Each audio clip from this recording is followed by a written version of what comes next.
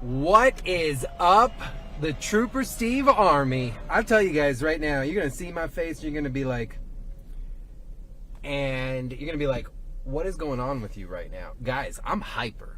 My adrenaline is through the roof. I already told Kathleen she's going to get to hear the story again, just because we got to go over something real quick. And what we're going to go over briefly before we talk about the topic of today are the rules and regulations of when you are involved in a crash. I'm Trooper Steve, your traffic safety expert, Stephen Montiero here at News 6. We're in Results 1. What you're watching right now is Trooper Steve on Patrol, where we go out in the community and we target construction, traffic complaints. We do amazing interviews. But I tell you, because we're mobile and because I'm a former law enforcement officer, full-time, I say full-time because, hold on, this is my little, you ever see me with this? It's my bag, B-A-G, the bag. Where is it at? Well, that's not a good thing. Oh, there it is, because I had it out. Listen, I know this is weird. I'm only going to show this once. I am still a state trooper. So the mindset I have, I tell you, I wish I was still on the road with these men and women, because they're kicking butt out there every single day. But I cannot shut it off. So this is what happened. We're prepping. I'm getting the things. We're out in public, out in the wild. I'm sitting there. Beautiful, brand new Model S Tesla pulls up. That's the top one, the super fast one. And it's an expensive car. But senior, I like to say experienced driver, very experienced driver. Would not expect this driver to be driving this vehicle. Parks it. Beautiful parking job, because the car does it on its own. And she leaves. Have a quick exchange with her. 2-3 minutes later, I hear crunch. Minivan hits the front of her car. Lady looks down and she takes off. Not with Trooper Steve on patrol, guys. Not with us out here. I saw that. Another lady saw it, and we're like, what? And she drove off. She just drove off. I was like, are you kidding me? I was like, that is not happening. So we took off after her. I was able to get her stopped, flagged her down in a tactful way, and got her to come back to the scene. Now the Orlando Police Department handling business. So listen, you have an obligation when you get into a crash to stay on the scene, whether someone's still there or not, whether you hit a vehicle or anything. If you cause damage to something, you have a legal, moral obligation to stay on scene. The second you leave that scene, hear me clearly here, the second you leave the scene of a crash, it turns criminal. You hear me? The second you leave, the second you with knowledge, with intent, leave the scene of a crash that you know you were involved in, it's no longer a traffic investigation. It is now a criminal investigation. And you can be charged with leaving the scene of a crash. So, or it could just be a ticket. It's that simple. Quick exchange of information, leave your information. But if you leave, it is criminal. So, and if you leave involving death and a fatal crash, 4-year minimum mandatory in prison. Okay? All right. Woo! Let's come on. Hold up. We're not sponsored. So I'm going to, there we go. But it's my vice, guys. It's my vice. So, let's talk Orange Avenue. Orange Avenue has been under some serious construction, wrapped up in the middle of last year, but I haven't been able to come out here. I've had no real reasons to come out here, but people have been like, hey, the parallel parking out there is becoming a problem. Orange Avenue, Kaley area, ORMC, all the way up towards Lucerne. If you traveled through here over the past year, the construction was just absolutely insane. Even through the Soto district, pretty much all the way towards Michigan. So who was in charge? It was work by OUC and road resurfacing by the Florida Department of Transportation. That project, pretty long stretch there, like I said, from about Gore down to Michigan. Improved safety for drivers and pedestrians. They did curb extensions out here, and of course you got to put some new landscaping. So some of the safety upgrades that they installed, pretty good stuff, at least from their perspective. The improvements included parallel parking. So now there's more parking up and down Orange Avenue. Soto traffic, the construction is slowly wrapping up, but a lot of complaints because of it. Expected, right? So what I want to do, come out here, take a drive along Orange Avenue, see what we see, take a nice drive, and go on with the rest of the day. So most of the lane closures have wrapped up. We're going to come out here. I'm on a side street this morning, just kind of cruising, and take a nice drive up Orange Avenue. We'll take our own little analysis of the situation and see what things look like. It is a rainy start to the day out here in Central Florida. Chief Meteorologist Candace Campos pinpointing a cold front coming through. Another one. So, what are we doing, dude? Like, if you're going to sit there and you're going to indicate, go, do your job. Okay, I don't know what's happening right now, but these people driving with their eyes closed this morning. I really think there is a way that you can, like, technology is so advanced now. Why can't a car be a car, like, indicate to others that you're not a good driver? Like, if you have your car picks up your habits, it should change colors so that we know what cars to stay away from. Am I asking for too much? Probably. All right, so southbound Orange Avenue here at Underwood Street. A little bit of an ugly day, but we can see what's going on. So what is new? To the right, all new curbing, extended out, pushes you away from the sidewalk because it's positive, and then they've added a bunch of parallel parking along the side here. Now, the only thing I am noticing about the parallel parking, we're right up on the road, guys. Like, right up. There is not an inch of a room for a mistake out here. Some safety zones built in right outside Miller Street here outside ORMC, Orlando Health. And as we're cruising on the right lane, it's still active construction. Why? Because there's still construction signs. So you have to be cautious. But the extension, I don't know what... So they say they extended some of the travel lanes, things like that, but all I'm seeing are a lot of the sidewalk increase. So look to the right here. You've got the sidewalk, and then they took and they created a positive curb extension, which is very interesting. So what these are, these are called bulb outs.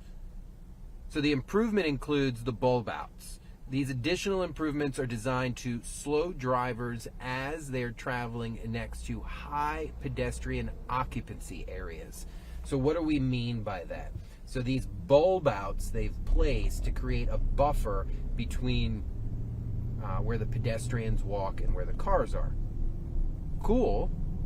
Not sure necessary. I'm not an engineer. Again, this is just all opinion, I guess. But as we're cruising southbound, now we just passed Kaley. We have the Pulse off to the right-hand side here. And as we cruise, let's see some of the new stuff. We got a lot of dirt, a lot of trash, I tell you that. My God, there's trash all over the place down here. As you're cruising, more parallel parking. All the center turn lanes have been redesigned.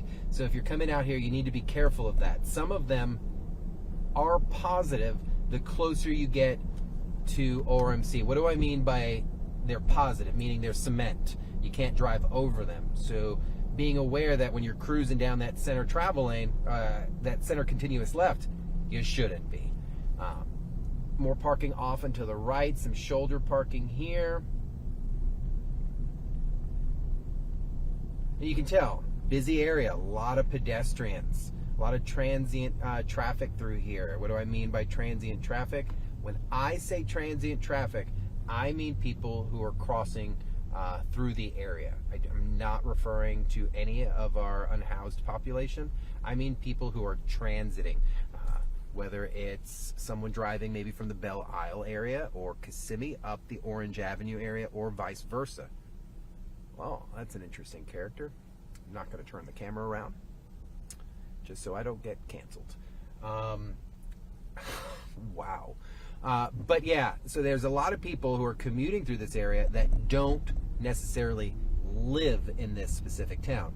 Let's think of a non-transient community, Lake Mary, right? Not a lot of people travel through Lake Mary to get to another spot. It's kind of its own little area. People travel out of it, then come back to it.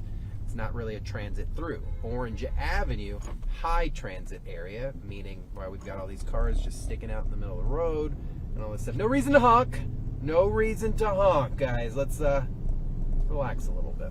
All right, so we're going to go down a little further here and then come back northbound. But you can see in the morning here, the traffic is intense.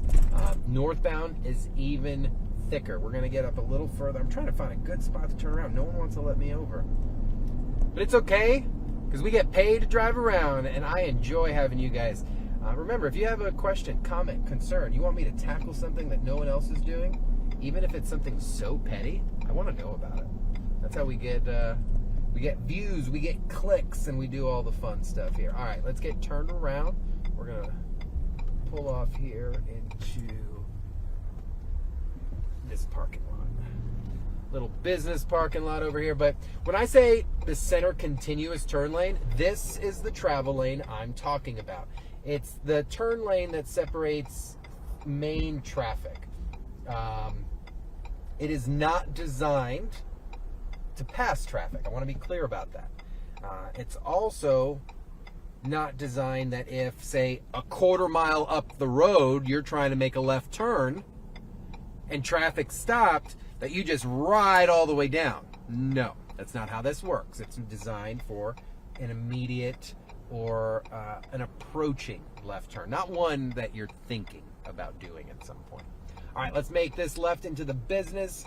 And this is an example of proactive safety. Look, I know I can't safely make a U-turn because of the size of my vehicle. How many of you guys drive a larger vehicle? Suburban, extended pickup truck, things like that, and you don't think, well, let me just pull into the business, make a turn, get turned around so I can come back out.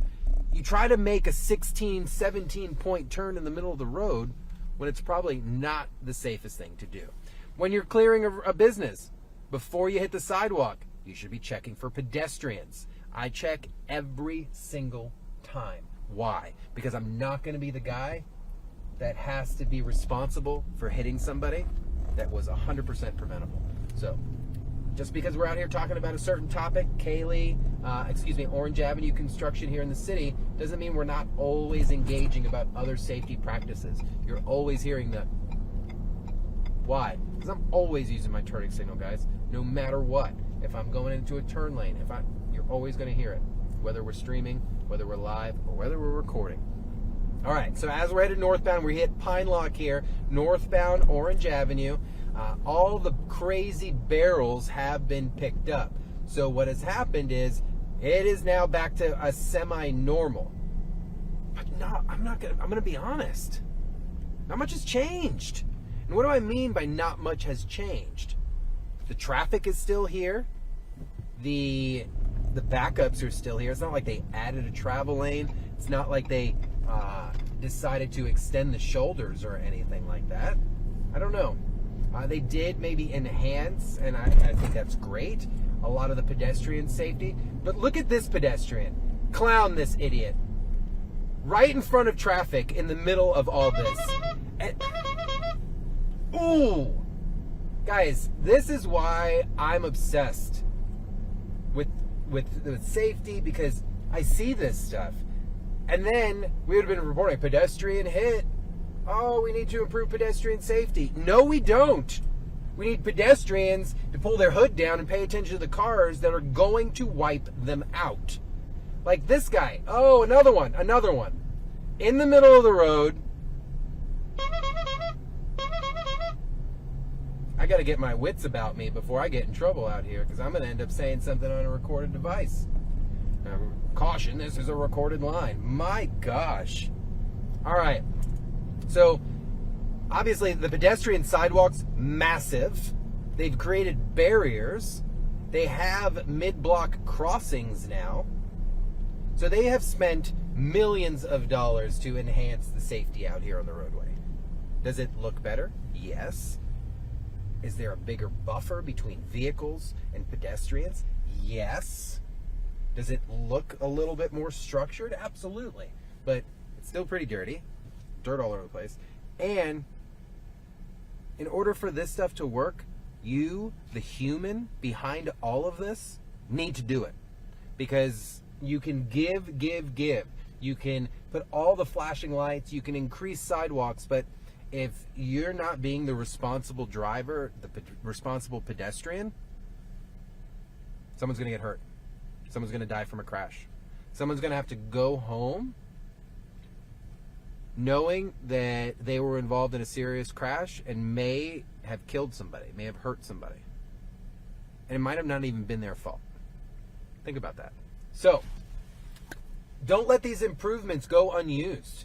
If we're using our taxpayer dollars, your money, my money, to make sure that all this stuff gets taken care of, we cry about the pedestrian enhancements, we want them here, but when they show up, we're like, use them, guys. For now, I'm Trooper Steve on patrol. Well, I'm Trooper Steve. This is Trooper Steve on patrol. We're in Results 1. Hope you guys have a great day. As always, please drive safely. Love you guys. I'll talk to you later.